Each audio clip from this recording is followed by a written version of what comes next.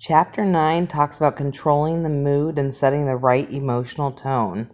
Emotions are powerful, so if you want to influence an audience, make sure that you set the right emotional tone. With emotion, if there's a difference between the expectation about your emotions and someone's experience of your emotions, it's going to cause cognitive dissonance, a little bit of mental rub. So someone's really upset about a breakup and you're like, that sucks. Or they're really excited about getting a promotion and you're like, well, good job. If your emotional expression does not match their experience or their expectation, then there's going to be that mental dissonance. Let me tell you about my chiropractor. My chiropractor in Imperial Valley is one of these naturally happy, like, hi, Sabrina. Oh, thanks. You brought the dogs. Yay, kind of guys. And when he first started adjusting me, he kept saying, there, did you feel it? Was it a whole body experience? And for the first 2 visits, I tried to be like, ooh, yeah, great. But I realized, like, if we're going to have an honest relationship about my body and my medical issues, we're going to talk about this. So the next time that he adjusted me and was like, there, did you feel it? Was it a whole body experience? I said, dude, it's an adjustment, not an orgasm. And he goes, Sabrina, why do you have to frame me like that? And I was like, because you're a chiropractor and I'm a lesbian, and my expression is not going to meet your needs. So I'm large, I'm disabled, I'm in pain. If it hurts worse, I'll let you know. And so every once in a while, he'll say, there, did ya? And I look at him and he stops what he's going to say because he recognizes that my emotional expression is not what he's going to want.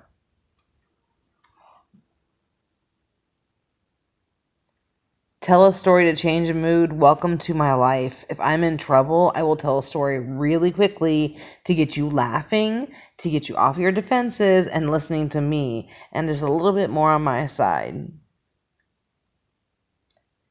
Pathos depends on self-control. Too much emotion and you're out of control and people aren't going to buy it. Too little emotion, they don't think that you're very invested. So if you're in hysterics, you're not going to get the refund that you want. If you don't apply for it, you also won't get the refund.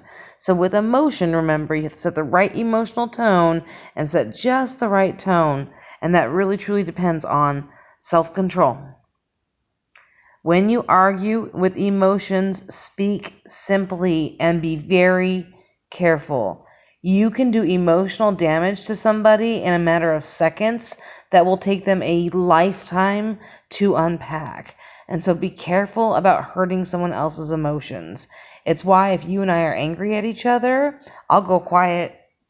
It's better that I don't say anything than I say something that's going to scar you and damage you emotionally. Anger, patriotism, and humor are the 3 strongest emotions according to Aristotle, and I agree. Patriotism and anger are very, very powerful. Look at the United States right after 9/11, where flags were on everything, and America is a great kind of place, definitely sold things. MAGA hats, that's patriotism right there. And as we look at the politics of the day, anger is definitely abounding. Humor is also very powerful, but as the next chapter will tell you, a little bit tricky.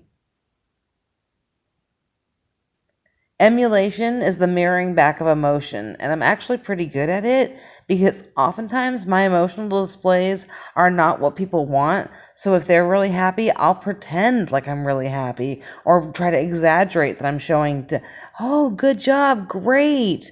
And same thing with other emotions. That's the emulation, the mirroring back at somebody. Unannounced emotion.